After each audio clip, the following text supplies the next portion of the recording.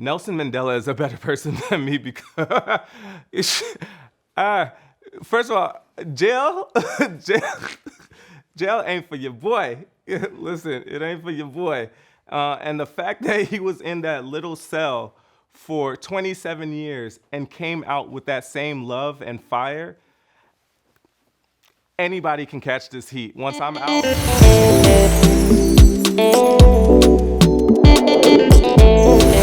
Let's more clarity on the beat.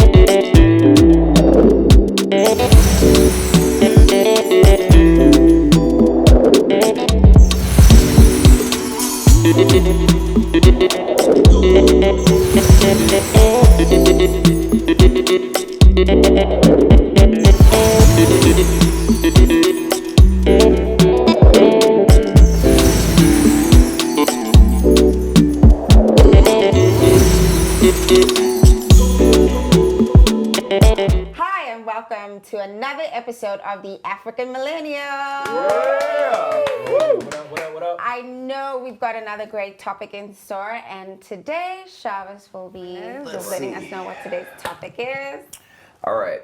So, dear AMs, let's discuss some prominent black figures and what do they do for the progress of black people. Nice. It's about time. I like these questions. So there's going to be images that pop up.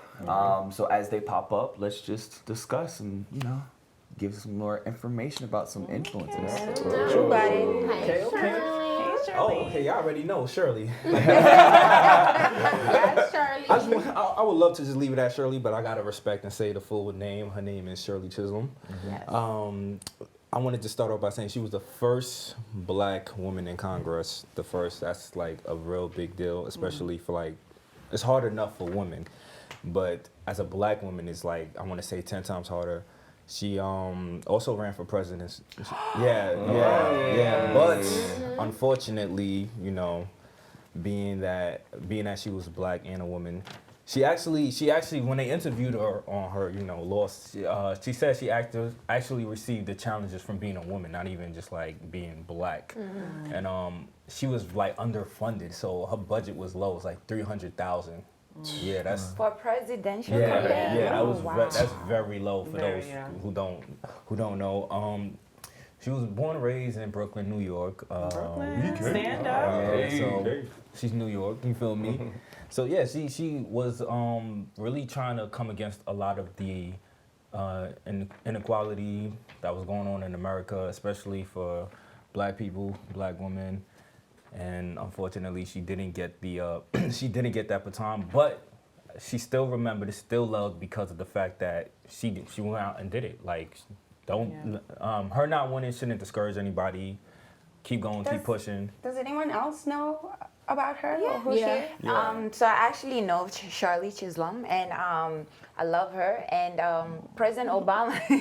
No, I do because I at some point I had political ambition, so somebody I really looked up to. And President Obama actually, said that her story inspired him to run as the first black man for presidency. Wow. So her legacy in terms of black politics and representation in American politics from black people is actually very, that's her legacy. Her loss wasn't a loss. Yeah, Yeah. in today's climate, there's a lot more women that are, taking part in politics. Not even, just running for president. Yeah, we have Hillary. Yeah, we have Kamala Harris. But even in terms of House of Representatives, even in, The speaker. There's Right, more women speaker. now than ever before. right. in So the it's history. it's really good that women are, taking place in politics because there was a time where women couldn't even vote. Yes. So That's really And I amazing. would say Shirley Chisholm is one of those people that you do read about in school. So that was it was great to see that, wow, this is a black woman who was into politics. But in school, did they actually say that she ran for presidency? No, I don't think that. Yeah. Because Well, I was in AP research- US history, so I I found got out a little through bit more See, in depth. I didn't AP get that. classes. Yeah, I So was like in when A-push. when Hillary came out and they're like, oh yeah, the first woman, and like everybody was like, no, Shirley Chisholm, and I didn't know that she actually ran for presidency Yeah, she did in until 1958. Hillary, ran, and that's what we're going back That at, like How the did she school, get, do you know? huh? How far did she get? Like to I'm not too sure on how far, but like I said, I'm looking at her budget, like what she had, Right. you know. And especially for the time for I'm a black sure she woman. did. I don't think- And I don't she think passed she the won the primaries. primaries. Yeah, she didn't pass the primaries. Hey. All right, my brother, Okay. Muhammad Ali. Like a This is butterfly. mine. Yes. So we all know about Cassius Marcellus Clay, Yes. known as Muhammad Ali. You know, first actually he did change his name to Muhammad X. You know, and Yeah. because he was side by side with Malcolm X. But then he, then you know, of course he changed to Muhammad Ali. But the reason why I picked him is not because we all know of him, but it's really what he stood for. It was so much more than just a prominent sports figure. You know, even though he was one of the greatest of the 20th century, but what he stood for and what he fought for, I felt like, you know, meant more than, you know, the actual sport. So that's why I picked Muhammad Ali. So we know he was an activist as well, but people don't know that he had 2 Grammy nominations. He was in a musical in 1969. I did not See, know. so Yeah. exactly, Yeah. So Sings. right, He so sings. and he actually sings. So And he can knock you out. That's yeah, crazy. and he can knock you out. Listen, so I thought that was awesome because, you know, it shows like he's so aggressive, you know, but you don't know a lot about. Yeah, he definitely had a soft side. So And fine. there you go. All right. That's what y'all looking for.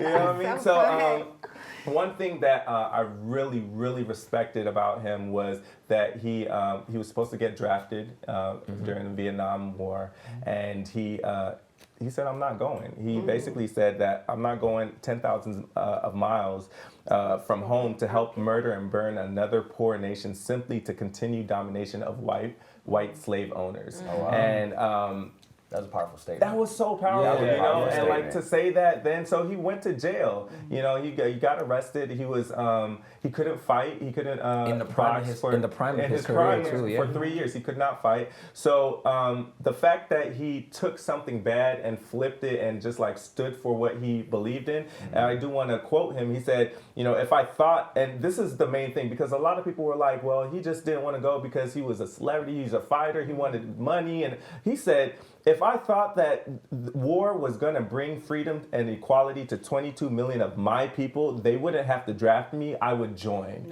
And then he said, nothing to lose by standing up for my beliefs. So I'll go to jail. We've been in jail for 400 years. So it's so powerful, you know what I mean? Poetry. And he actually did a poetry album as well. So he's a spoken word album as well. He recorded one. So His artist. I mean, honestly, if you really just Google any of his quotes, like when he said, "I'm the greatest." I said that even before I knew, you know, and like that is something that we all should, you know, kind of Embody. live by.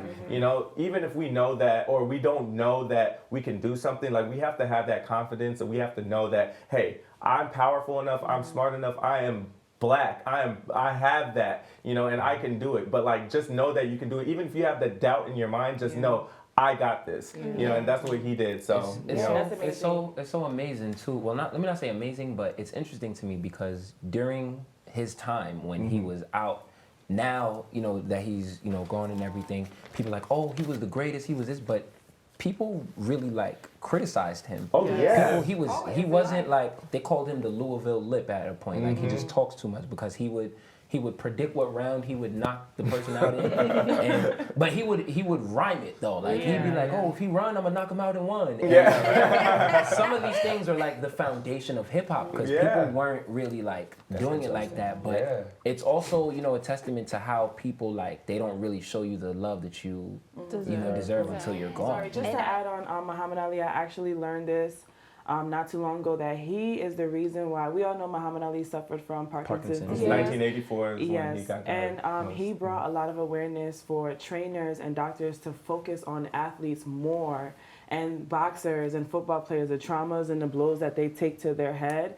they, because of Muhammad Ali, I won't say he's the only reason why, but he really brought a big awareness. He definitely did. The diseases and sicknesses that they get because of so much trauma that they endure during their physical careers. And now a lot of trainers and a lot of doctors, physical therapists, they all really focus on the brain now because they didn't realize back then how much damage.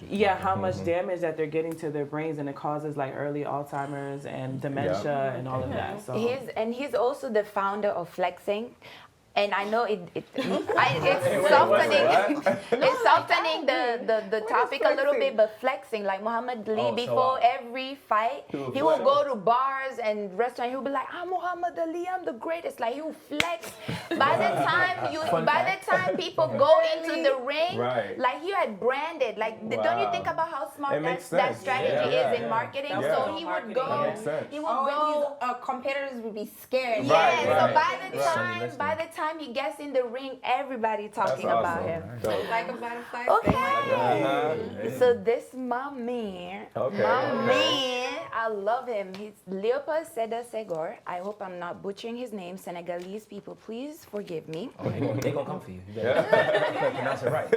But so Léopold Sédar Senghor, he is a Senegalese man who was born in Senegal, and in when he was 20 years, so he was meant to, his mother was a very firm believer in education, so, and wanted him to be a missionary, so she sent him to a missionary school, but at the age of 20, he was like, I don't think being a missionary is for me, so in 1928, he ended up relocating to Paris on a scholarship. Remember, in colonial Africa, especially in Senegal and Dakar, the 4 communes, assimilation was a policy where those 4 communes were treated as external provinces of France, so it was almost like they're French citizens. That's kind of that was a policy. So in 1928, he went to Paris on a partial scholarship, and then in Paris, this is when he discovered African art.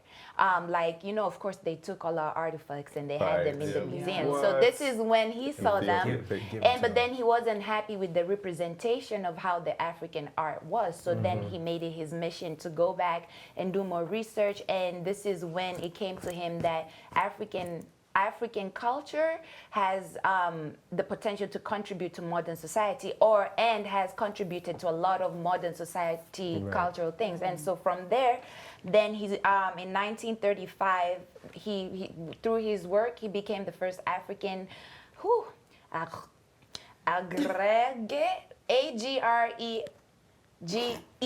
aggregate, I can't say, I'm not a French speaker, which is the highest rank of a school teacher in France at that time. And so through his work, then he started teaching African languages and civilization at the École Nationale de la France. And why this is so important is this is 1935. This is at a time where we're colonized, and he's out here teaching about African civilization. So this is before slavery, before colonialism. So he was the first Black African to do that in Europe. And that's very, very significant, because then through his work there he was inspired by the Harlem Renaissance, and then he started this movement called Negritude, which was kind of inspired by the Harlem Renaissance. And what that meant is through poetry and writers and between Caribbean thinkers, so French Caribbeans and French African colonized nationals, I'm going to say French colonized nationals, began championing for independence in these nations through this poetry and these words. And in 1940, he was drafted France, captured by the Nazi, and this is where he did his most remarkable poetry and work. So he's significant to the continent and to Black people in general, is that he foresaw, in terms of culture, you know how we always say Black culture is the culture? He was really one of the early Africans, and in terms of colonial Caribbean and colonial Africa, French, to really champion that spirit, that movement, and he eventually became the first president What's his Léopold Sédar Senghor. Senghor, yeah. He became the first president of Senegal and was the first African leader to step down voluntarily. And you know how a president. I'm not gonna say no names. But yeah, so that's really his contribution, and I love him because his poetry, you know, I mean, it's translated because I can't speak French, but it's just so beautiful, you know, the way he makes you feel so proud to be black, so proud to be African.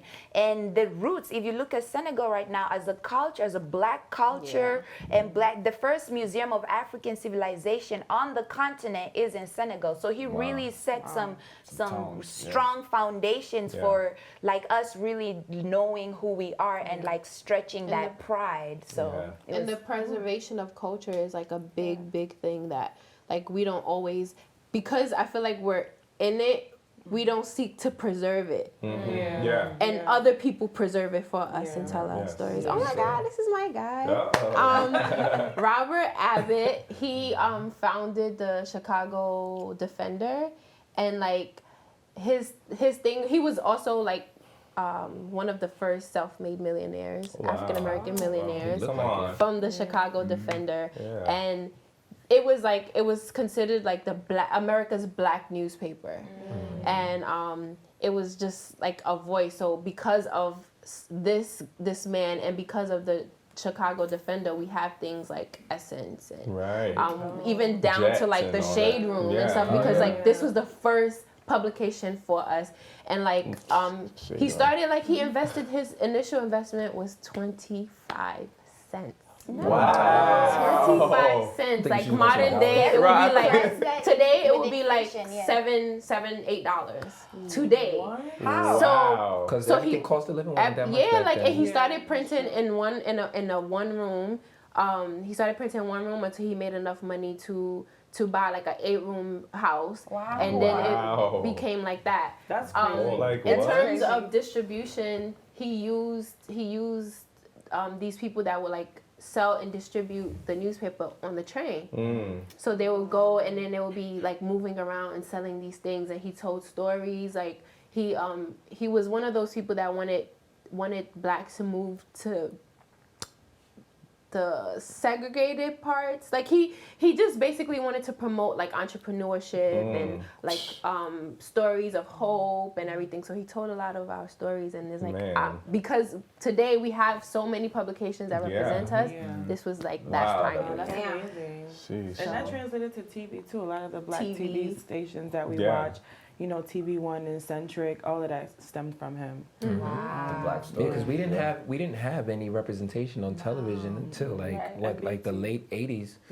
Like even MTV had like up until 84. It was like 84. Michael Jackson was the first African American on MTV. So what's his name? It's not Bruce Springsteen. I forget his name. I'm sorry, I forget his name, but it was a very, very famous like UK artist, and he was white, who had to really fight for MTV to play our music. Things like that are really like influential and very innovative for our people. And if you think about like wasn't this around the time of the blackface and the caricature of like so you can imagine the narrative of our stories out there. You know, were things seen as watermelon, there was no fried chicken then, right? But watermelon eating, probably so watermelon eating, fried chicken, you know, all these stereotypes, big lip, black face, always happy to be picking cotton. No, we're not happy to be picking cotton. And you know, like one of the things that he also promoted was like job opportunities. He would promote job opportunities. He would promote social justice and all these types of stories. Yes. Oh, I already knew. Who's it? My forever president, Nelson Mandela. I mean, where do you begin to start talking about the achievements of this man and the sacrifices personally for me? Like, I'm personally affected by this man. If it wasn't for him, I would still be living in South Africa under apartheid rule. So he's very near and dear to my heart. He spent 27 years in prison for our freedom. And I mean, what's most revolutionary about Nelson Mandela is that when he came into power as the first black president in South Africa, he really advocated for unity. There was a big conversation about, okay, so what are we going to do with the white people? Are we going to tell them to go, back to Europe, or like what's going to happen? And he stood by the notion that he wanted South Africa to be a rainbow nation. He wanted us to all live together in unity and in love. And he achieved that for the most part. We had something that was called the Truth and Reconciliation Council, and that was a huge, huge stepping stone towards the healing that, was needed in that country at the time. And I think, being that I spent most of my life in South Africa and moved here to America, that is so palpable. Like the effect that this man had on our hearts, that when I moved to America, I just didn't feel the same way about the relation between, black and white people in this country. Yeah. So that was huge, for Nelson Mandela to do, to really want to bring unity amongst all the people in the land. And, if we could follow that here in the States, it would be amazing. I think it would make a huge, huge difference. I think what I find amazing about him is that he spent 27 years I was thinking that. for his dream, Yeah. So long. I'm not even 27 years old. Nelson Mandela is a better person than me because, first of all, jail ain't for your boy. Listen, it ain't for your boy. And the fact that he was in that little cell for 27 years and came out with that same love and fire, anybody can catch this heat. Once I'm out, anybody can catch. It's a wrap. You know what I mean? So the fact that he came out and still was so strong and wanted to still help his people, I don't care. Listen, I'm sorry, people. Look, we're going to have to look for another leader because it ain't going to be me. You know what I mean? Like, everybody's catching the heat. So I salute Nelson Mandela. I could never be that person. I'm petty as hell as well. The what?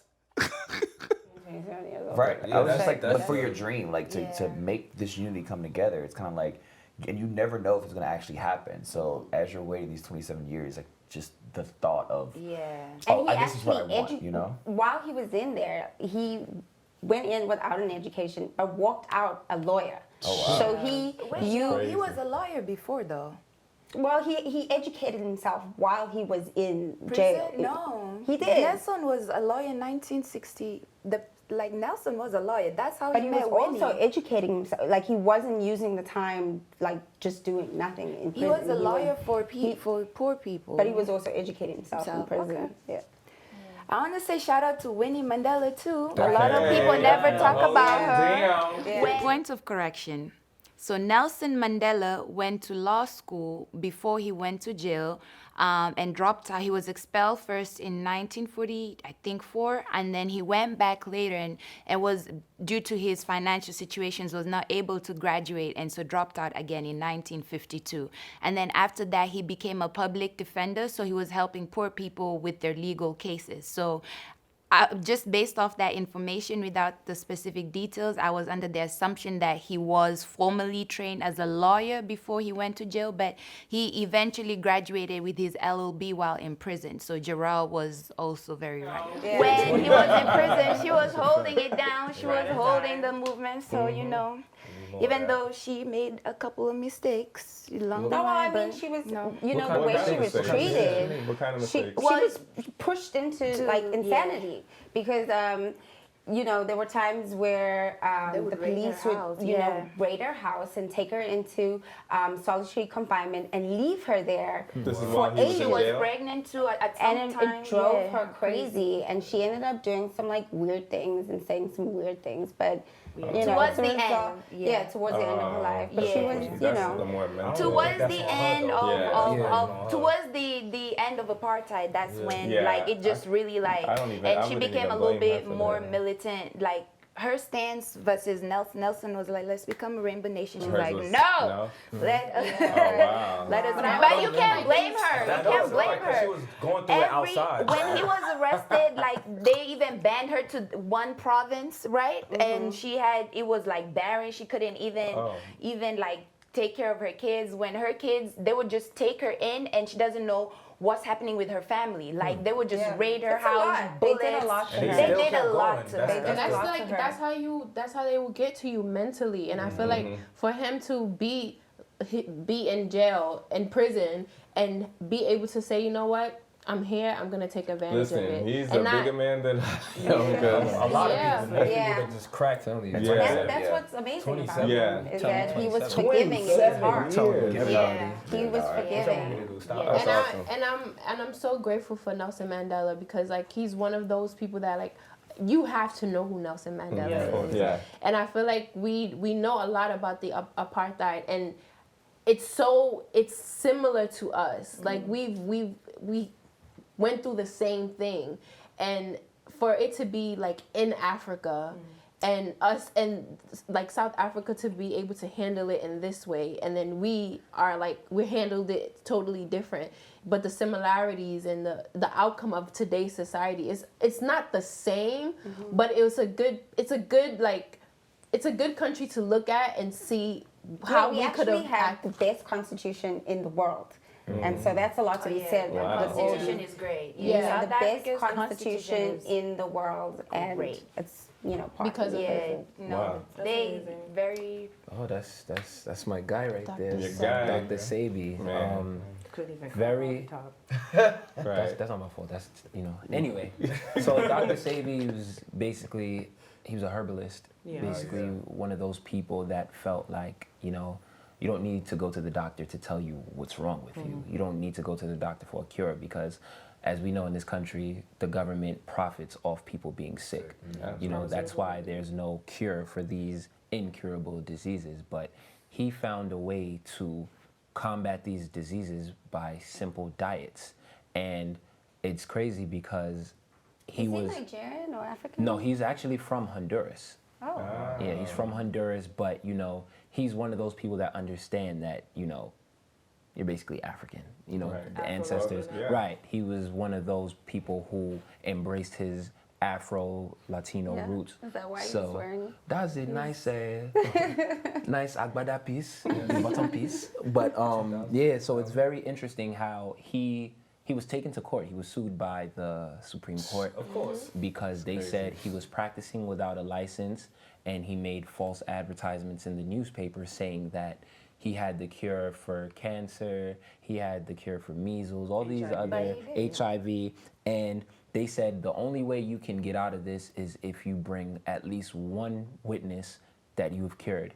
And 77 people stepped forward. What? 77 Yeah, people. So, Right. you said one, I give you 77. Yeah, all the seats for them. How many more you want? Like, Because plants, if you really think about it, like the way God created this world, like everything is supposed to heal, like plants No, and that's food and facts. like it's an exchange with the environment. So that's exactly true. And I feel like in our culture, wherever in Africa you're from, they believe that. Like my mom, literally, she got, when she was a kid, a neighbor's dog came, grabbed her leg and started pulling her into his little doghouse because he was about to rip her to shreds. So like finally they got her. They found out like the tooth went down to the bone and went to the doctor. The doctor said we're gonna have to amputate it. My grandmother said, "Give me my daughter."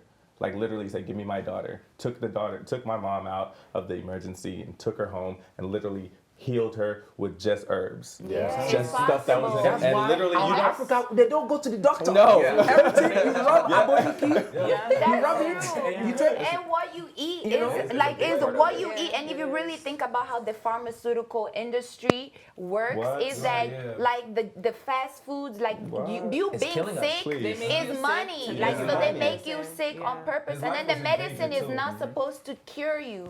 The medicine is supposed to help you heal. heal but not cure Not you, cure. so that you can get, so that you can, Can we you talk about the can. side And even effects their too? verbiage, they Oh, won't say yeah. it's curable. They say, oh, we can treat it. Treat it. Yeah. And it's even- crazy because he actually came up with a diet Yes. that people can, you know, Do you know what it use. is? I was about to say, It's is an this alkaline diet diet, so online? basically Oh, you yeah, use yeah, I like remember. some of the ingredients are like kale, lettuce, zucchinis, apples, but like all Alkaline, natural, yeah. yeah, And whole all foods. natural And stuff, is meat you know. included in that, or? Yeah, definitely, but you have to make sure, like, you know, With everything It's It's that's like, right. yeah, it's in Right. proportion. No Was his GMOs. life like threatened at one point yeah. because So the of government basically, you know, when you're a prominent black leader, when you're somebody who can Wasn't unite the making a people, change, yeah. Taking they money away feel from like them. right. Yes, So they tried everything. I think they took him into custody at one point. Like he's had a lot of run-ins. Yeah. Oh, They his killed mom- him. he said- So I what's the watched end the of his interview life? where he was like, his mom was warning him, like, hey, you know, they're gonna come after you if Of you can course. just like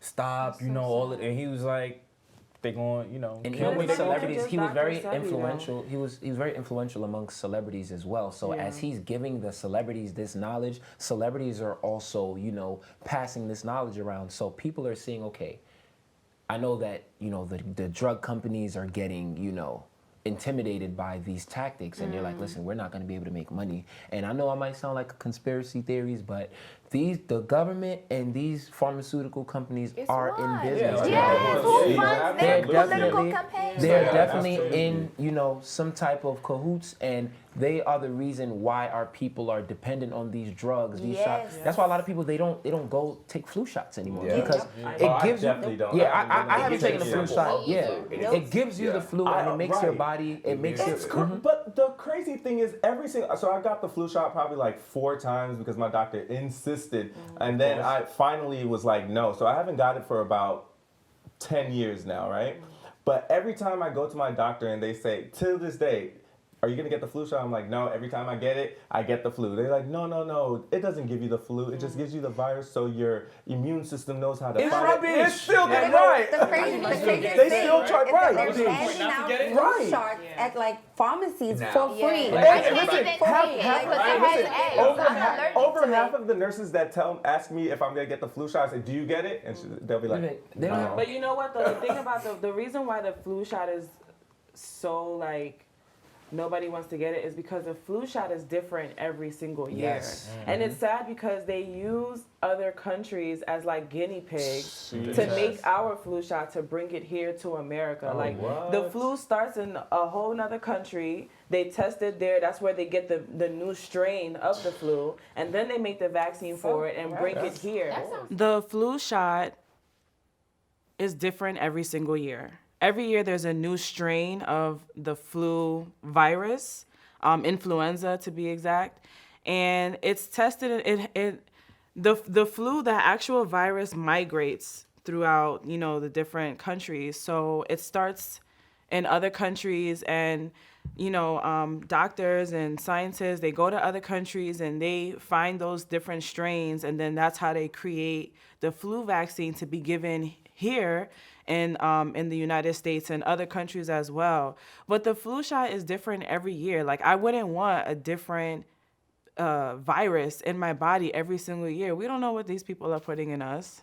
Here. That sounds to me like they're creating it. Right. I mean, it's like I think like that's a lot of the diseases anyway. They create it Weapons. so then they can have pills. I think if we really let them continue, by the end, we're gonna have capsules for everything. Like we That's have true. vitamins, capsules. And we You know what I'm also saying? need It's like- to, like, food, what we eat is so important. Like, the food in this country and the GMO is ridiculous. Like, for me, before I came here, I was not allergic to eggs and milk and all this weird You stuff. allergic to that now?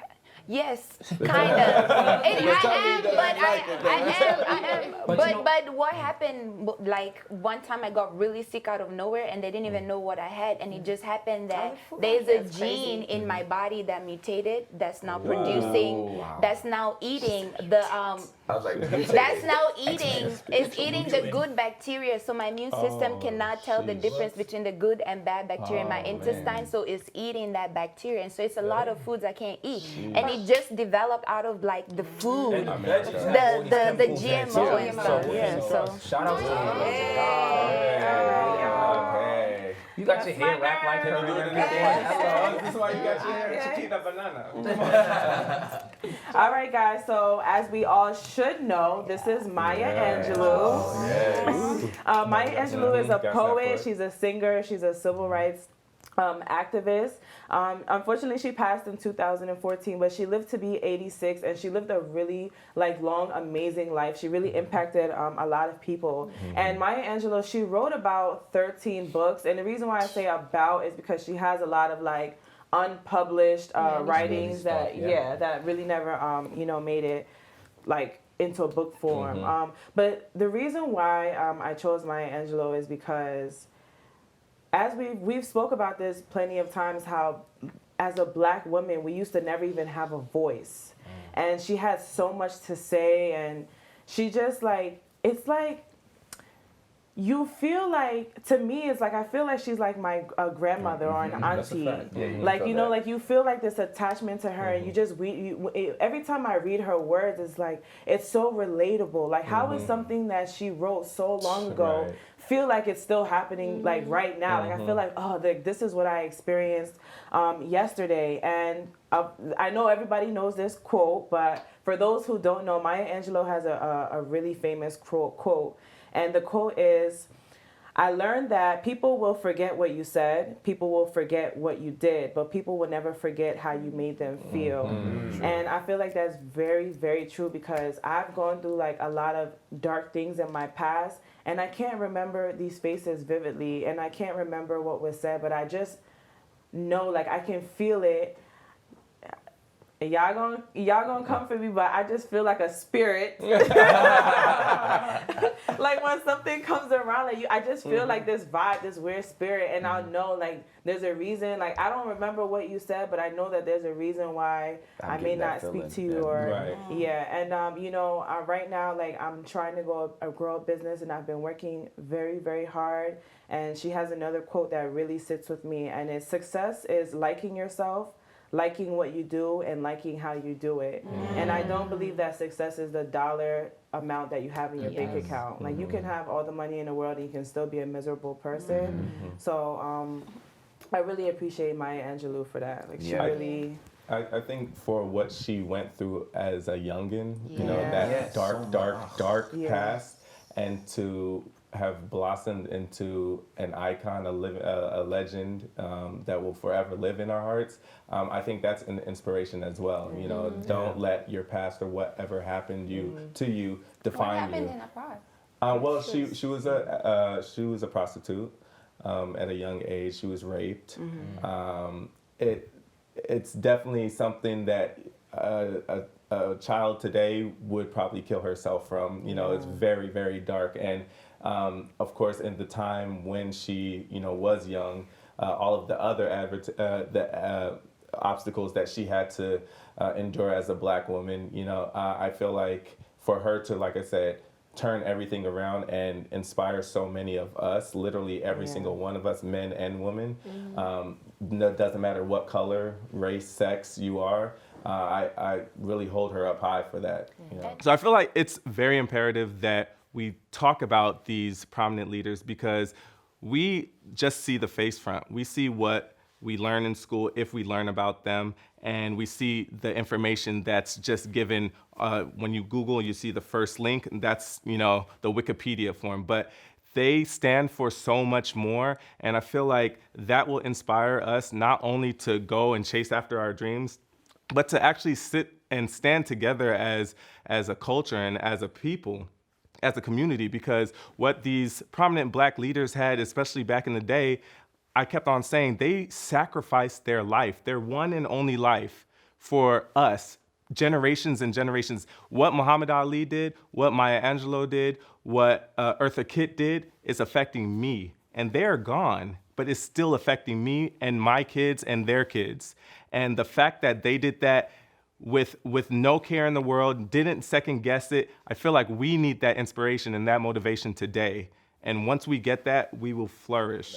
And her work towards feminism, the poem Anti-Woman. Yes. And just anti-woman, Like, you know, especially at a time where, and even still today, where women are seen as property, our bodies, we, you know, the legislature over like birth control and things like that. It's my body, you know, where our bodies are still seen as pieces of meat, pieces of property, government property. Why the hell are you debating over my sexual health, my reproductive health? You know, it's so significant that she had very powerful words to say, and not just for women out here, but all over in the world. This is my guy, Mr. Perry. Mr. Perry. So the funny thing, the real reason why I selected him is because one, he's very big in my heart because I'm from Atlanta, and he's definitely turned the Atlanta scene. A lot of people don't know that Tyler Perry actually started all of his writing from Oprah. That's how they became really good friends. He basically heard Oprah, and her whole thing was, you need to write a journal. Tell your story in a journal, and his journal later became his first play.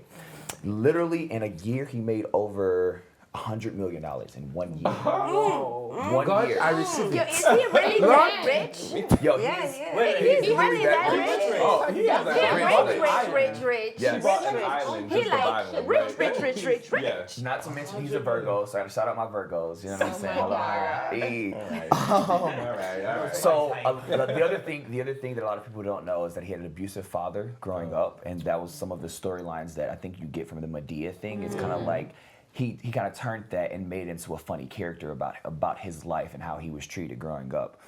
He attempted suicide over 3 times. He actually he dropped out of high school, which, you know, I think is super important, because for him to be a writer and to achieve all of this, you know, he didn't even go to school for it. I think that's important, just to, again, believe in your dreams, believe in the message that you have. You know, what I took from it was, writing in a journal is super important, because to get your thoughts out, no matter how you're feeling, and like you said, the dark past of the past could be your future, depending on how you change that. You know, so I just had to give a shout out to Tyler Perry, because he's an amazing philanthropist. Also, like he really gives a lot back to the community, and he really focuses on being black, and promoting black, supporting black, like everything. Actors, He everything. definitely does catch a lot of flack for, you know, the representations, and, you know, so I mean, those are always gonna be there, though. You know what I'm saying? Yeah, and it's also his story, like his characters, and I mean, but not all of them, though. You feel me? Like every single,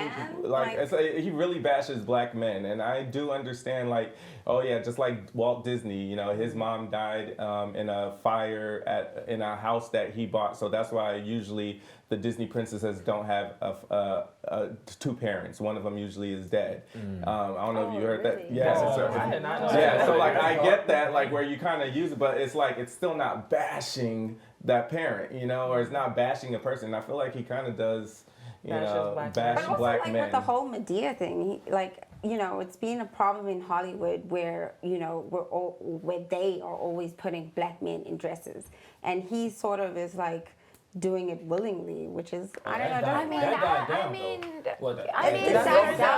feel like it slowed down a little bit. I mean, I don't have a thing with I don't know if you guys heard that he's like, you know, retiring Medea. He said he doesn't want to get to Medea's age and still be dressing like her. But I feel like, you know, no matter what type of story you're gonna tell, people are not everybody's gonna relate to it. You know what I mean? But I feel like at least having that there, and like, yeah, people are like, oh, another Medea movie, like it's gonna be ratchet or whatever. I love it's something that takes your mind off. Crazy enough, For me, got a strong fan. But it really, to be honest, when I was in Africa watching Medea, I really just thought that's how all black people. I'm not gonna lie, like that representation. And that's real. You gotta really think about that, like because Thanksgiving, I was hoping my first Thanksgiving gonna have drama. Like I'm gonna go to a Thanksgiving in dinner. the South, though, in the South, a lot of families are like that. Like I can't even lie. They also have the posh woman, the person that, you know, is successful. He touches on everything. Like, we Is he a closeted gay man? See, I did not want to touch that. Is he what? Is he a closeted gay man? Like, is he gay? He has not come out officially. But what do you think? I know his baby mother. She's actually Ethiopian. Why? I'm gonna say, why does it matter? Well, his contribution to black film is that he really pushed out a lot of black independent black actors. film, Wasn't he the first independent black black. guy to have a Full studio? black- yeah. Yes. And it's doing amazing now. Not only to that, but he's like giving so many like black singers, black actors, like actual Opportunities, roles.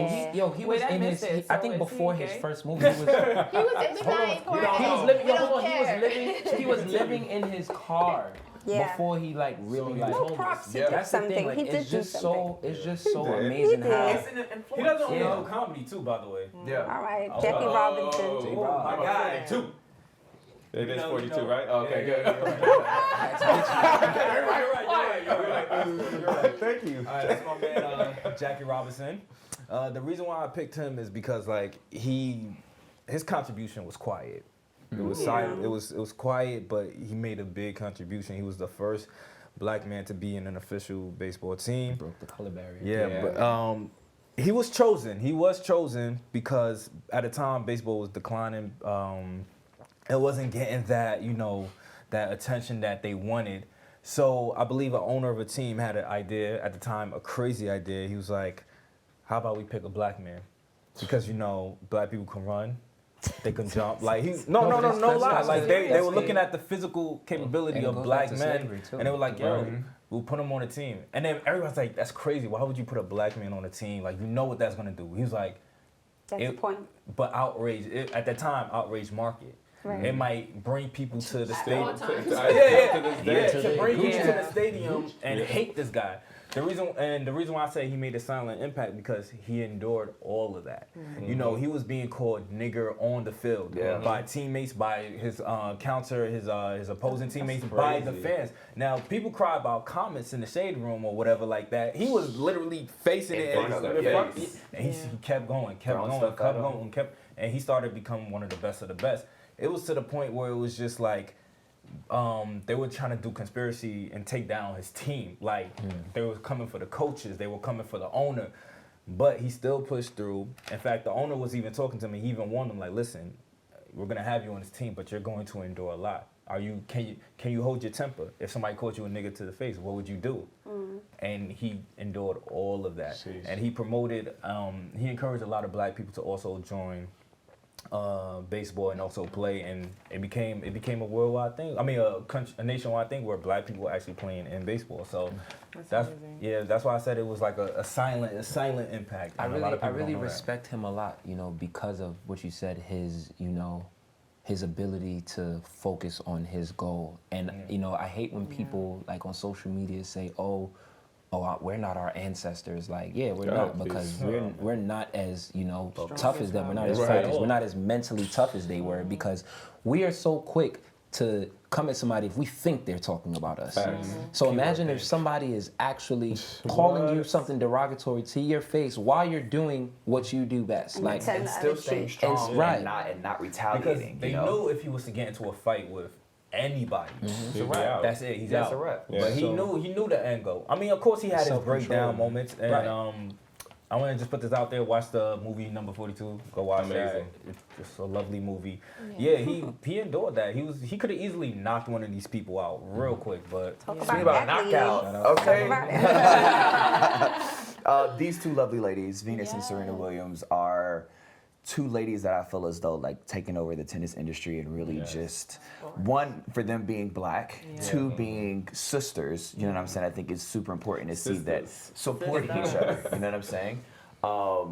I think it's super important because growing up, my dad tried to make me play all kind of sports that were different. So I did golf, I did tennis, I did played tennis. different. Me too. Lacrosse, you know what I'm saying? And it's just like, it's funny because when you get on the court, people look at you and they're like, what are you doing here? You know what I'm saying? Like, this is not your sport, similar to, baseball. This is not just sport. And I just feel like that they completely taken it, and now she's the number one by the WTA. She's won over 26 Grand Slams. Who between them? Serena. Okay.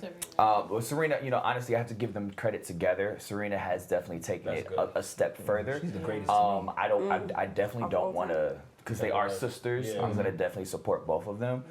Serena's older? also Venus Venus. is definitely older than her. 2 gold medals, which is amazing. Not only that, but they've also put fashion in the game of, you know what I'm saying, with tennis, which, you know, I'm all about fashion. They had the beads. That's what It's I the remember. beads. Every girl had them beads growing Yeah. up. The beads, the colors, you know what I'm saying, like the clothing line, and then also bringing awareness to, you know, being thick and beautiful. And what, You know what I'm also saying? what was appropriate. Stick- Yeah. Also, they changed Right. a lot of like the guidelines to what they can wear because of Because of Serena. them, yeah. It was so And targeted too. They were Also, targeted she's a lot. not just she wasn't. I think it was maybe in 2017. She was like the best sports man, not In woman, general, like, person. sports Wow. person, and Yep. they stay taking that away from my girl Yeah, Serena. They absolutely. The random drug stay testing, taking yeah. away. Yeah. Like She's I think targeted. I think it's so important how, you know, their father was so, you know, in their lives growing up, because he instilled that level of confidence and because he knew that them That's going the into this world, world, it's gonna be it's gonna be pushback. tough. Yeah. You know, Pushback. they're not gonna welcome you with open arms. So his impact in their lives, especially during that time, let's say like this late 70s, early 80s, there were a lot of black men going to jail. Yeah. They didn't have that father figure in their lives. So I think it's very important that, you know, he raised, especially where they grew up in Compton, Yeah. they had a sister that was killed. CPT. Mhm. They had a sister that was killed as well. So, you know, just them growing up in that, you know, environment and coming out of it to be who they are, inspiring millions of not only, you know, women, but like young black women. Yeah. Also, You know, just to talk it's very about important. like her character, you know, when that referee, you know, Oh. made those comments towards her, Man. she really held her head up high Yeah. and was like, you know, I would Don't. rather Yeah. like Yeah, lose don't than ever call me a cheat. cheater. And just that Yeah. attitude is just And like she's an amazing. example of a woman that can do it all. I can have a family and a career. and I can be in Yeah. Beyonce's music video. For And real. pay Well, for Princess baby shower. So many like industries. All right, yo, it's my other homie. He's not my homie, but Marcus Garvey. So he was born. Huh? I said IT. So he was born in Jamaica, and he's well known for being the leader of the Pan-Africanism movement, which was a movement sought to unite and connect people of African descent in the entire world. So from the continent, the Caribbean, here in the Americas, and Latin America, as long as we had the same common ancestry, that was the whole movement. And so he was born in 1887. And at the age of 14, he moved to Kingston, and then he started working at a print shop. And he got involved with the labor union for print shop workers, and that really laid the foundation of his activism. And then, and later in 1912, he moved to Britain and went to the University of London, where he studied politics and law. And then in 1916, he came to the U.S. and settled in NYC. And while he was in London, you know, he got involved with a lot of Pan-African groups. And because remember, at this time, it was during World War, almost towards the start of World War I. So it was few African descent people who were few people from colonial Africa, British colonial Africa and Caribbean, who were getting scholarships from missionaries to come to London to study. So there was a whole breadth of intellectuals, and he was interacting with them. And so in 1912, he went to Britain and studied politics and law at the University of London, where he interacted with other African descent intellectuals, so from Caribbean, British, colonial, and African British colonial, who had been sent by missionaries to study at these universities. So he interacted with them, and he shaped the Universal Negro Improvement. And so when he moved to the U.S. in 1916, he opened a U.S. chapter of that in 1917, which started the Negro World newspaper. So this was pretty much a newspaper that talked about issues of black people, not just in the U.S., but in the entire black hemisphere. Wow. And then in 1919, he started the Black Star Line, which was the first black shipping company. Oh, wow. And he eventually was sent to prison in 1925 because let me tell you the story. So in 1920s, I got the tea. So in 1920s, he was like, he wanted to meet with the KKK leaders. So Marcus Garvey, he was about it. Okay. yeah, so Marcus Garvey's, shut up. Anyway, Marcus Garvey's principal philosophy was that all black people pack your stuff, let's go back to the continent because they don't want us out here. So that was his philosophy. And so he was like trying to promote segregation. You know, he was like, all right, we're going to leave by ourselves. So he went to the KKK. He wanted to go to the KKK leaders, say, we got similar goals, bro. You don't want to. That's crazy. So, you know, but. We don't want to be here. So that was, so we see each other. So because of that, he became an interest in the FBI.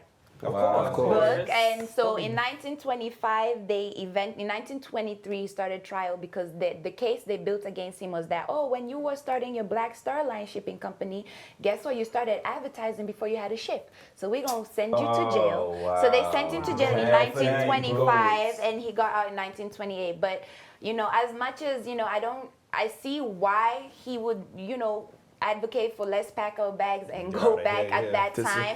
However, why I love Marcus Garvey is because he saw blackness and in a way that precedes white supremacy. Because if you really think, white supremacy has locked us in our little communes, so that's why we feel like we're African American, I'm Caribbean, I'm Jamaican, I'm Kenyan, whatever. But he foresaw those divisions because at the end of the day, Kenya was not even called Kenya until the British man called it Kenya. You feel me? So he foresaw all these borderlines and sought to unite us ideologically as people. And I think that's really powerful because he's the one who coined the term "Black is beautiful." Yes, that's Marcus Garvey for you. So you know he really saw how we as Black people can unite ideologically, and just within our struggles. And you know, push forward things. So. Okay. We're matching. Me and Oprah. I see what you did there. I didn't. But you know, that's my girl. As someone that you know is an entrepreneur. I was gonna say aspiring, but I've already started. Hello. That's right. But as an entrepreneur, I just really look up to Oprah as like a pioneer. Like she is the first African American billionaire, and she comes from humble beginnings. She's born into poverty. Okay. She's been through it as a young woman, and she's just one of the most influential people in the world. So she's the first African American female billionaire. She's an Academy winner for her international humanitarian efforts. She's one of the most celebrated and longest running daytime talk shows in television history. She's the owner and self-named 24-hour cable network. She's the owner of a self-named Oprah Winfrey network, self-named 24-hour cable network. She's a Broadway musical producer. She's a screen actress. She's a book publishing and literary guru with the best-selling Midas Touch. Because when Oprah says something is a good book, it's the bestseller. And you know, she's also made several stars. Dr. Phil to be like one of the biggest stars that she and Ayanla. Just say it fast. Yeah, like I think that for her to be one of those women that came from nothing but became something, like she started off working on a radio station, radio, and then she started working in TV. She became an anchor, and people like just loved the way she was telling stories and the way she like interviewed people.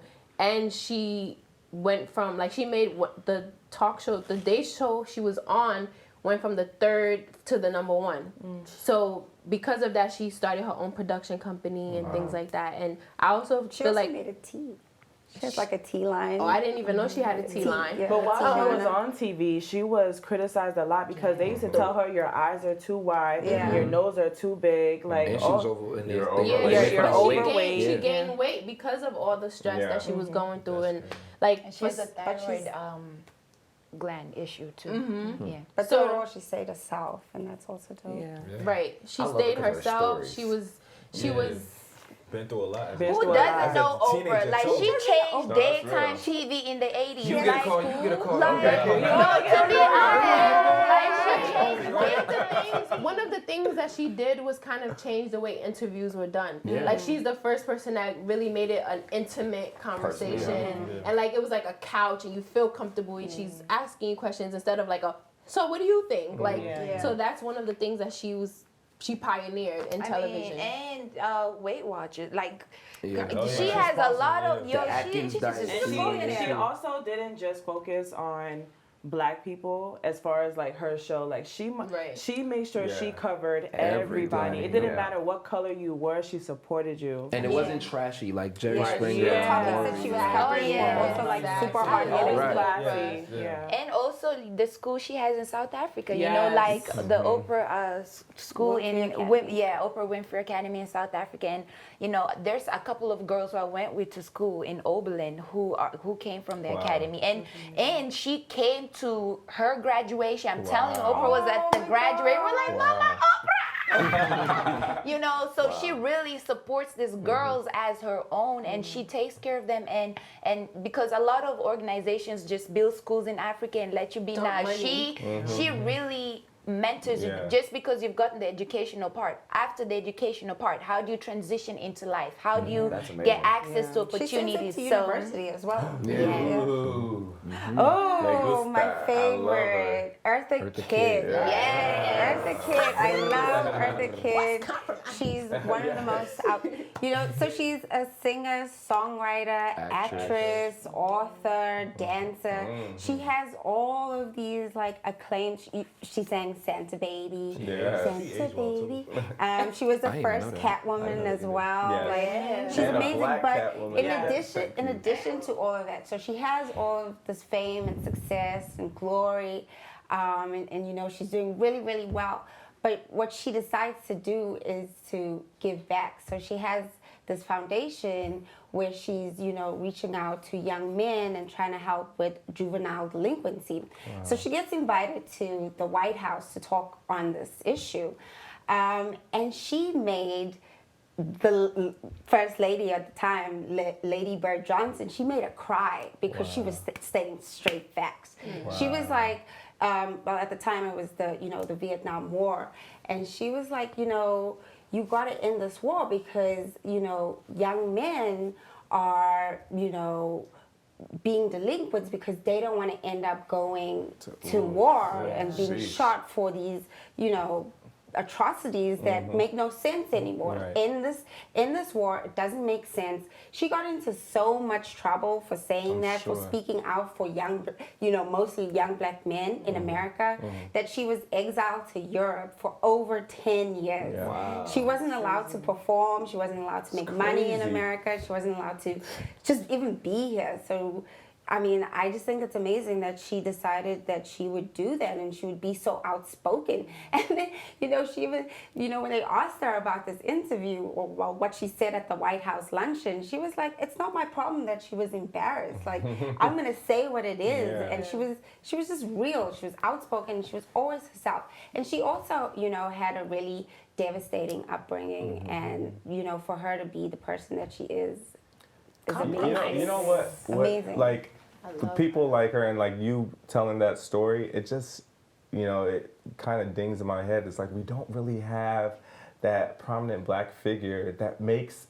a sacrifice like that. Like they're literally sacrificing 10 years of my life. Nelson Mandela, 27 of my life.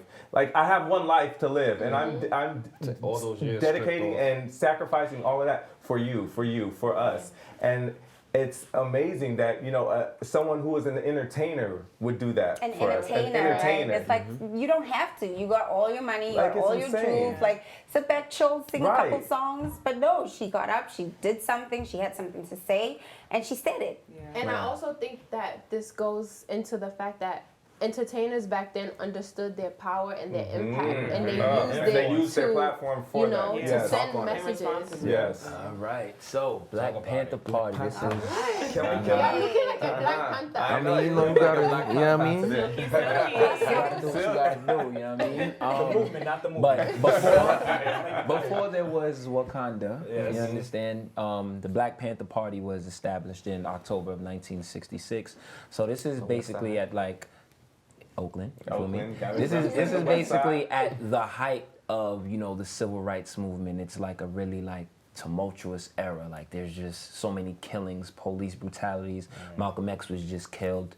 2 years, you know, after they were founded, Dr. King was killed. So they're killing off our leaders. They're, you know, brutalizing our people, and a group of people just decided to come together and say, you know what, enough is enough. It was founded by Huey Newton and Bobby Seale, and these two men just, you know, they were tired of all the, you know, oppression that the police department, you know, brought upon the neighborhoods in Oakland. So they said, you know what, we're gonna arm ourselves. They took a Malcolm X militant approach. We're not turning the other cheek. You know, we're tired of being the bigger person and, you know, being beaten and killed by people who were supposed to protect and serve. So they basically instilled a sense of not only pride but power. You know, they dressed in leather jackets, they grew out their hair, and they basically, you know, allowed people to have that sense of pride in what they look like, you know. And you know, it just wasn't, and I feel like, you know, a common misconception of the Black Panthers was that, oh, they were just violent, they were just terrible. No, it was, that's what I'm saying, they instilled free breakfast programs for kids that some of these kids probably, they didn't have breakfast and they didn't have anything in their house. You know, they allowed kids to come and, you know, eat. After school programs, they would allow, you know, they would allow even women to be a part of the when you have organizations like this, you would say, you would think that, you know, women were the bottom of the barrel. No, you have women like Angela Davis. Yes, you know. So this was really revolutionary, and like I've stated before, when the higher ups see that Black people are coming together and unified, it's a threat to them. And J. Edgar Hoover at the time, who was, you know, in control of the FBI, he saw them as a big threat, and he instilled this thing called COINTELPRO, which was a counterintelligence program where they would monitor the activities, phone calls, you know, just infiltrating the whole organization and trying to put, you know, them apart, whether it's with drugs, whether it's with other women. And unfortunately, you know, they let the government come in and, you know, bring the party down. But I wouldn't say they let.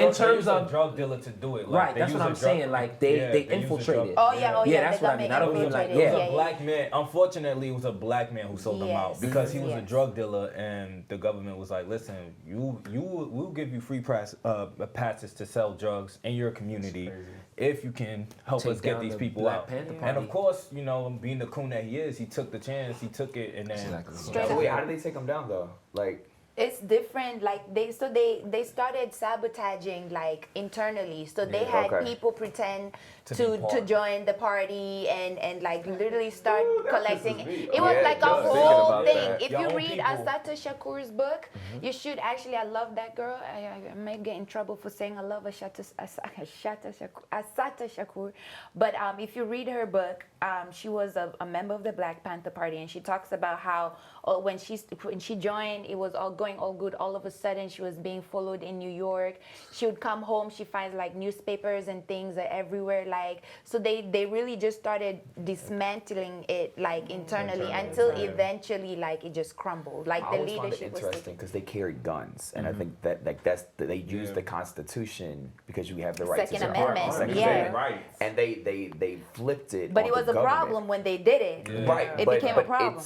it's in the Constitution. Yeah, they have the right. As long as it's not concealed, which is why they got away with it. But I just found it so super intelligent that they actually used the Constitution to also help with this power movement of, look, well, you're carrying guns, I'm going to carry as well. Yeah, and the whole point was when the police were like conducting the brutality, when they would see something, they would just come with their guns and stand and just stand and make sure nothing goes left. Yeah. And like that really started working because now the cops are like, ooh, They that's were good. the Like, police. yeah. They were the police for the neighborhood. They were Yeah. the police. They did Yeah. their patrols. Yeah, so. Quincy. Hey, Quincy. Grandpa Quincy. Quincy Jones. The whole music history, just like that. It's like 50 years of good music. Real music. Honestly. Old town, man. Okay, so I chose Quincy Jones. Quincy Jones is a producer. The reason why Quincy Jones is important to me is because my father is a musician, and music saved my dad's life. And my dad actually used to talk to me about Quincy Jones a lot because he's actually inspired by Quincy Jones. So Quincy Jones is a musician, a composer, and a film producer. He's from Chicago. And his career spans over 6 decades of entertainment. Like, this man has opened so many doors, created so many waves, and his number one achievement, like, I don't want to say it's overlooked. I just want to say he has so many achievements that people kind of sometimes forget that he produced Billie Jean, and it was number 1 on Billboard for 7 weeks, and it's like that was his biggest accomplishment. He's been signed to so many labels, and just to put some respect on his name, this man has been nominated for 80 Grammys. Wow. Okay. He has won 28 Grammys, and he also won the Grammy Legend Award in 1992. There is so much music and TV.